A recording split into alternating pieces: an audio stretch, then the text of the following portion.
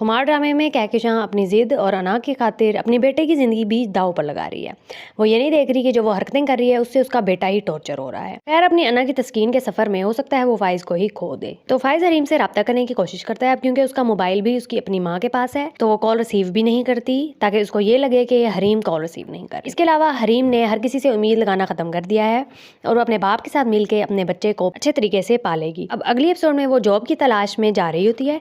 रास्ते में उसको नासिर मिल जाता है। नासिर उसकी हालत पर तरस खाते हुए ये कह रहा होता है, उस दिन तुम मुझे इनकार ना करती तो तुम ऐश की जिंदगी गुजार रही होती। तब वो ये कहती है कि तुम्हारे साथ ऐश की जिंदगी गुजारने से बेहतर है कि बंदा रेगिस्तान में तपती धूप में चला जाए। खैर उसके बाद वो जॉब के इंटरव्यू देने जाती है कि किसी तरीके से वो घर का गुजर बसर कर सके। इसके अलावा हरीम का बाप उसको इस हालत में देख नहीं सकता। वो चाहता है कि फाइज उसको एक्सेप्ट कर ले, तो वो फाइज के घर भी जाता है और उसे बेइज्जत होकर वापस आ जाता है।